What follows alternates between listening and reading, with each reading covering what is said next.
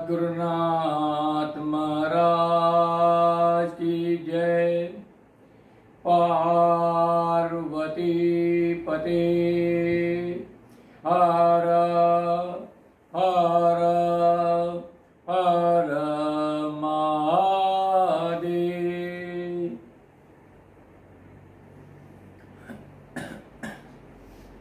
आज हम चर्चा करेंगे कि सर्वप्रथम हम प्राप्त इस मानव देह में ही ईश्वर के स्वरूप को समझ लें, क्योंकि यह मानव देह देवताओं को भी प्राप्त नहीं है।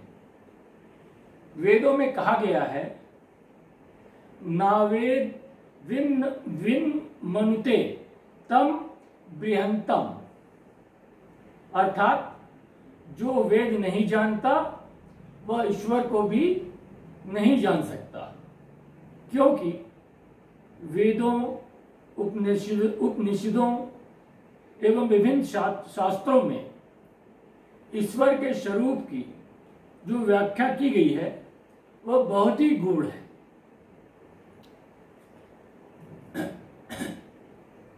ईश्वर को न जान सकने का पहला कारण है इंद्रिय, मन और बुद्धि से ईश्वर सर्वथा परे है, जबकि जीव के मात्र यह एकमात्र यही एक साधन है। दूसरा कारण है दिव्यो हम मूर्तः पुरुष, अर्थात ईश्वर दिव्य है एवं इंद्रिय, मन, बुद्धि प्राकृत है। अतएव इंद्रिय, मन, बुद्धि दिव्य ईश्वर को नहीं ग्रहण कर सकती। यद्यपि इंद्रिय, मन, बुद्धि अपना अपना कार्य करने में समर्थ होती है, परंतु इंद्रिय, मन, बुद्धि प्रेरक ईश्वर को ग्रहण करने में असमर्थ है। इसके अतिरिक्त ईश्वर दो विरोधी धर्मों का भी अधिष्ठान है। जितनी छोटी कल्पना परमाणु आदि की हम कर सकते हैं, ईश्वर उससे भी छोटा है, एवं हम जितनी बड़ी कल्पना आकाश की कर सकते हैं, ईश्वर उससे भी बड़ा है। वेद कहता है, नेति नेत्य स्थूल मनुड़, अर्थात ईश्वर न छोटा है और न बड़ा है, तब फिर उसे कैसे समझा जाए।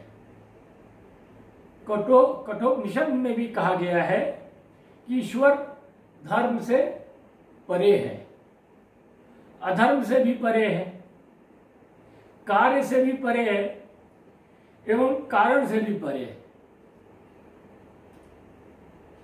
इसी तरह शास्त्र में ईश्वर के स्वरूप को की व्याख्या और भी की गई है। ईश्वर समस्त इंद्रियों आदि से रहित है, किंतु समस्त इंद्रियों के विषय को ग्रहण करता है। यहां तक कि उसके पैर नहीं हैं किंतु दौड़ता है, उसके हाथ नहीं हैं किंतु पकड़ता है, उसके आंख नहीं है किंतु देखता है, उसके कान नहीं है किंतु सुनता है। वह सब कुछ जानता है, उसे कोई नहीं जानता। उसके अनंत सिर हैं, अनंत आंखें हैं, अनंत पैर हैं आदि। वह दूर से भी दूर और समीप से भी समीप है। वह सबके भीतर है एवं सबके बाहर भी है। वह अजन्मा भी है एवं अनंत जन्म धारण भी कर सकता है।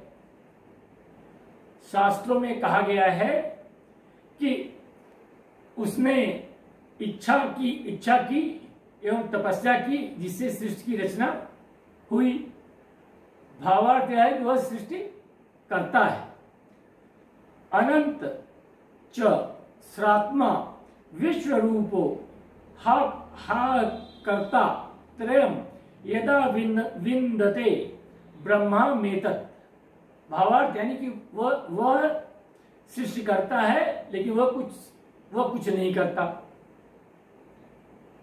वेद व्यास जी की एक परिभाषा के अनुसार यत्र येन यतो यस्य यस्मै यद यद यथा यदा स्यादिदं भगवान साक्षात प्रधान पुरुषेश्वर, अर्थात जो विश्व रूप है, जिसको विश्व व्यापार प्राप्त हो, जिससे विश्व की रक्षा होती हो, जिसके लिए विश्व हो, जिसमें विश्व उत्पन्न हुआ हो, जिसका विश्व हो, जिससे विश्व स्थित हो, ऐसी माया एवं जीवों का स्वामी ईश्वर है।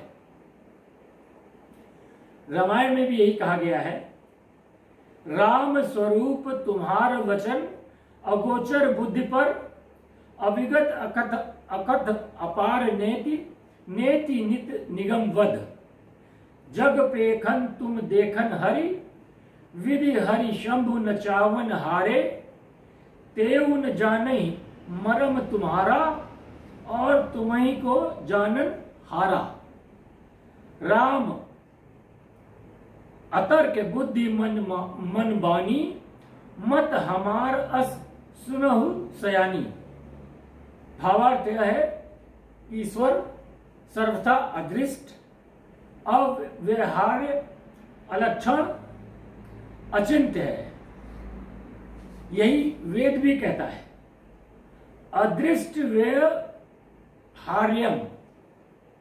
वेद कहता है ऐसा ईश्वर 3 स्वरूपों वाला है, अर्थात 3 प्रकार के ईश्वर को हमको जानना होगा, तभी माया से निवृत्ति होगी। प्रथम ईश्वर क्या है? भोक्ता ब्रह्म। दूसरा भोग्य ब्रह्म, और तीसरा प्रेरक ब्रह्म। प्रेरक ब्रह्म के विषय में तो अभी काफी चर्चा हो चुकी है। अब भोक्ता ब्रह्म के विषय में कठोपनिषद क्या कहता है?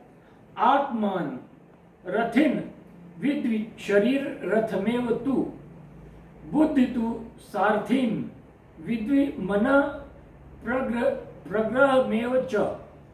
आत्मा रथी है, शरीर रथ है, बुद्धि सारथी है, मन लगाम है, इंद्रियां घोड़े हैं।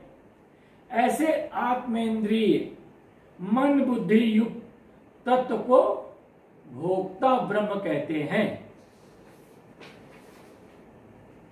अब भोग्य ब्रह्म क्या है? भोग्य ब्रह्म के विषय में शास्त्रों में कहा गया है, वह भी अजय है, जिसका कभी प्रारंभ नहीं है, अनादि अनंत है, और उसे माया कहते हैं। वह 3 गुणों सतो, रजो और तमो, ये 3 गुण हैं, और ये तीनों बुद्धि से परे हैं। अतः अब ये सोचना होगा कि बुद्धि से जब ईश्वर अग्राह्य है, तो हम कैसे आशा करें कि हमारी समझ में ईश्वर आ जाएगा, और हम बिना जाने कैसे इस पर विश्वास करें, और बिना विश्वास के उसकी प्राप्ति भी नहीं होगी, एवं बिना उसके प्राप्ति के परमानंद का परम लक्ष्य भी प्राप्त नहीं होगा। इतना ज्ञान अर्जित करने के बाद मन में बहुत सारे प्रश्न खड़े हो जाते हैं। अब इन उत्पन्न विचारों के समाधान पर ईश्वर को उच्चतम इंद्रिय मन बुद्धि भी यद्यपि ग्रहण नहीं कर सकती, किंतु वह जिस पर कृपा कर देता है, यानी ईश्वर जिस पर कृपा कर देता है एवं कृपा द्वारा अपनी दिव्य शक्ति प्रदान कर देता है, वह जीव उस अज्ञेय ईश्वर को पूर्णतया जान लेता है एवं उस अदृश्य ईश्वर का पूर्णतया दर्शन कर लेता है, और इसी को हम भगवत कृपा कहते हैं। यानी ईश्वर के सही स्वरूप को जानने के लिए भगवत की कृपा बहुत आवश्यक है। इसी आशय से गीता में भी कहा गया है, तत्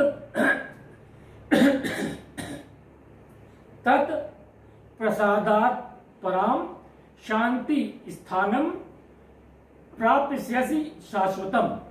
अर्जुन, तुम ईश्वर की कृपा से परम शांति एवं उसे शाश्वत आनंदमय दिव्य धाम को प्राप्त कर सकते हो। इसके अतिरिक्त जब अर्जुन को पूर्ण ज्ञान हो गया तो अर्जुन ने क्या कहा? नष्टो मोह स्मृति लब्ध्वा त्वत्प्रसादान मयाच्युत, अर्थात आपकी कृपा से यह ज्ञान हुआ एवं अज्ञान सदा के लिए मेरा समाप्त हो गया। वेदव्यास जी भी कहते हैं, ईश्वर को युगों तक परिश्रम करके भी कोई नहीं जान सकता, किंतु उस ईश्वर की जिस पर कृपा हो जाती है वह उसे पूर्णतया जान लेता है एवं कृतार्थ हो जाता है। रामायण भी यही कहती है, सोई जानई जही देहु जनाई, जानत तुम्हि मुमहि हवै जाई, तुमरी है कृपा तुम्ही रघुनंदन, जानत भगत भगत उरचंदन, राम कृपा बिनु सुनु खगराई, जान न जाई राम प्रभु ताई। अब माया निवृत्त के संबंध में रामायण में क्या बताया गया? सो दासी रघुवीर की समुझे मिथ्या सोपी, छूटे न राम कृपा बिनु नाथ कहां पदरोपी। इसी प्रकार भ्रम की निवृत्ति के विषय में रामायण में बताया गया है, रजत सीप मह भास जिमि, यथा भानुकर वारी, यद्यपि मृषा त्यों काल मह, भ्रम न सके कोई टारी, जासु कृपा अस भ्रम मिट जाई, गिरिजा सो कृपाल रघुराई। मानस रोग की निवृत्ति के लिए कहा गया है, राम कृपा नासई सब रोगा। सत्संग के लिए रामायण में बताया गया है कि बिनु सत्संग विवेक न होई, राम कृपा बिनु सुलभ न सोई, अब मोहि भरोस हनुमंता, बिनु हरि कृपा मिले ही नहीं संता, संत विशुद्ध मिले ही पुनिते ही, राम कृपा करी चितवई जेही। भावार्थ यह कि वेद से लेकर रामायण तक सर्वसम्मत से यही मत स्थिर किया गया कि ईश्वर कृपा के बिना हमारी अत्यंतिम दुख निवृत्ति नहीं हो सकती है एवं परमानंद की प्राप्ति भी नहीं हो सकती है। अब प्रश्न उठता है कि यदि ईश्वर भगवत कृपा से ही सब कुछ होना है तो अनाचार, दुराचार या पापाचार के लिए भी ईश्वर को ही जिम्मेदार होना चाहिए, और हम तो निर्दोष साबित हो गए। फिर तो यदि इस प्रकार हम ईश्वर को कर्ता मानेंगे तो ईश्वर तो आताताई तत्व सिद्ध होगा, एवं हमारी उत्श्रृंखला और बढ़ती जाएगी। हम आलसी बनते जाएंगे एवं हमारी प्रत्येक क्रिया पैशाचिक होने लग जाएगी। ऐसे ही हम पर्याप्त उत्श्रृंखल हैं, फिर ईश्वर को कर्ता मानना तो हमारे लिए महान पतन कारक होगा। भावार्थ यह है कि हम अपने दोषों को छिपाने एवं बढ़ाने के दृष्टिकोण से वास्तविक सिद्धांत का अनर्थ कर देते हैं। अतः क्या सिद्ध हुआ? हम अपने कर्मों के लिए स्वयं जिम्मेदार हैं। तुलसीदास जी भी यही कहते हैं, नर तनु भव वारिध कह बेरो, सन्मुख मरुत अनुग्रह मेरो, कर्णधार सदगुरु दृढ़ नावा, दुर्लभ साज सुलभ करी पावा, जो न तरई भव सागर, नर समाज अस पाई, सो मृत निंदक मंद मति, आत्म हन गति जाई, सो परम दुख पावई, सिर धुनि धुनि पछिताए, कालई कर्मई ईश्वरई, मिथ्या दोष लगाए। अर्थात वह आत्मा हनन करने वाला है जो काल, कर्म और ईश्वर को दोषी ठहराकर मनमाना पाप करता है। उसे इस लोक में भी सुख शांति नहीं मिल सकती एवं परलोक में भी सुख की कल्पना तो की ही नहीं जा सकती। अतएव यदि ईश्वर कृपा की ओट में हम अकर्मण्य बने रहें तो सर्वाधिक सर्वनाशी मार्ग होगा।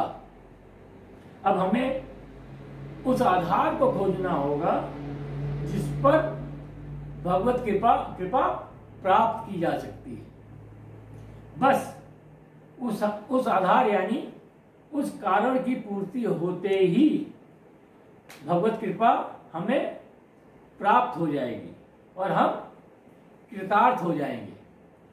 वेद में भी यही कहा गया है, तपः प्रभावाद देव प्रसादाच, अर्थात शरणागति से ही भगवत कृपा प्राप्त हो सकती है। गीता भी यही कहती है, तमेव शरणं गच्छ सर्वभावेन भारत, तत्प्रसादात् पराम शांतिम स्थानम प्राप्स्यसि शाश्वतम। अर्थात हे अर्जुन, तू उसी ईश्वर की शरण में जा, तभी उसकी कृपा होगी, तब तू मेरा परम धाम एवं परम शांति प्राप्त कर सकेगा। क्योंकि मेरी दैवी त्रिगुणात्मक माया को वही पार कर सकता है जो केवल मेरी ही शरण में हो। वेद व्यास जी भी यही कहते हैं, मामेकमेव शरणमात्मानं सर्वदेहिनां, यदि सर्वात्म भावेन मया स्या हा मूर्तोभ्य। भावार्थ है कि ईश्वर के शरणागत हो जाना चाहिए। ऐसी शरणागति के आधार पर ही ईश्वर कृपा निर्भर है। जब द्रौपदी का चीरहरण हो रहा था, द्रौपदी ने प्रथम 5 पतियों का बल मस्तिष्क में रखा। जो वे पति मौन हो गए, तब बड़े बड़े धर्माचार्य, द्रोणाचार्य, कृपाचार्य, विदुर, भीष्म, पितामह आदि का अवलंब सोचने लगी। जब ईश्वर से भी निराश हुई, तब अपने दांत से साड़ी दबाई, अपना बल सोचने लगी, तब भी भगवान नहीं आए। जब दुशासन ने एक ही झटके से दांत से साड़ी नीचे गिरी, तब द्रौपदी पूर्णतया भगवान को शरणागत हो गई, यानी सब कुछ करना सोचना बंद कर दिया। बस सब काम बन गया और भगवान उपस्थित हो गए। अब यह हमें विचार करना होगा कि हमारे पास शरीर है, इंद्रियां हैं और मन है, तो हम शरणागति किसकी करें? शरीर की करें, इंद्रियों की करें या मन की करें? इस संबंध में उपनिषदों में कहा गया है कि मन एवं मनुष्याणाम कारणम बंध मोक्षयो, अर्थात बंधन एवं मोक्ष का कारण मन ही होता है। वेद व्यास जी भी कहते हैं चेतः खलवस्य बंधाय मुक्ते चात्मनोमतम गुणेषु सक्तम बंधाय रतम व पुंसी मुक्ते, अर्थात मुक्ति एवं बंधन में मध्यस्थ कारण केवल मन ही है। अतएव हमें मन को ही ईश्वर को शरणागत करना है। मन के शरणागत होते ही सबकी शरणागति स्वयं हो जाएगी। सूरदास के शब्दों में गोपियों ने उद्धव से क्या कहा? उद्धो मन न भये 10-20 एक हुतो सो गयो श्याम संग को अवराधे ईस, अर्थात एक ही तो मन है। अगर अनेक मन होते तो एक मन को अन्यत्र, दूसरे मन को कहीं और तीसरे मन को कहीं और लगाते। इसी प्रकार जगत की उपासना और ईश्वर की उपासना दोनों चलती रहती, किंतु ईश्वर पहले से यह जानता था कि अगर 2 मन दे दिए तो जीव मां के कम शरणम व्रज, अर्थात केवल मेरी ही उपासना नहीं कर सकेगा। अतः अब समझ में आ गया होगा कि मन की शरणागति ही ईश्वर शरणागति है। अब हमें यह विचार करना होगा कि मन की शरणागति में कठिनाई क्या है। कठिनाई यह है कि चूंकि हमारा मन अनादिकाल से सांसारिक विषयों में आसक्त रहा है, अतः अपने सांसारिक विषयों में ही मन की आसक्ति दृढ़ हो गई। अतः सर्वप्रथम यह आवश्यक है कि यदि हमारा मन संसार में आसक्त नहीं होता और भगवान में भी आसक्त नहीं होता तो हमारा रास्ता आसान हो जाता। अतः हम पहले संसार के वास्तविक स्वरूप को समझें एवं सर्वप्रथम वहां से हम मन को उदासीन करें, तभी भगवत कृपा से ईश्वर शरणागति संभव है। सद्गुरुनाथ महाराज की जय।